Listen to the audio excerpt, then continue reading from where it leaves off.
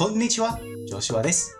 今日はプロテインパンケーキを作るよ。このレシピは中山きんに君にインスパイアされています。それは私が太っているからでもある。このレシピに必要なもの、プロテインパウダー、バニラ、アーモンドミルク、塩、重曹、卵2個、優勝バター、オーツ麦。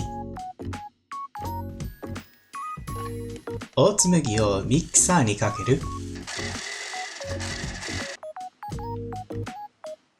ホエイプロテイン1スクープから始める。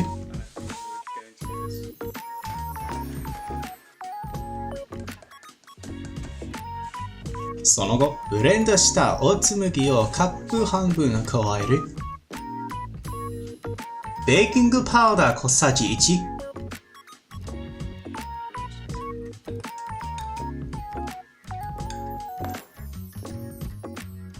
卵2個を割る。ビデオの最初に書き忘れたが、バニラエッセンスを小さじ半分加える。カップ半分のアーモンドミルクを加える。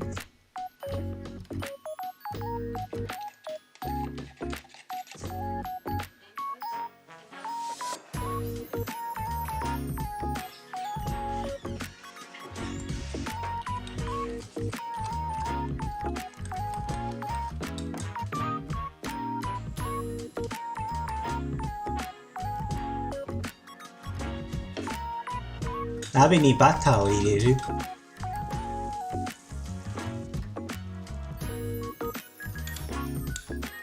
両面に焼き色がついたら裏返して出来上がり。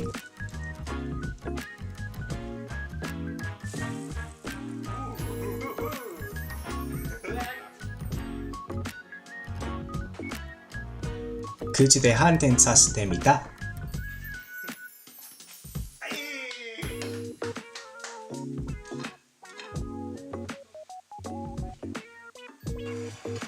メープルシロップを加えて楽しむ。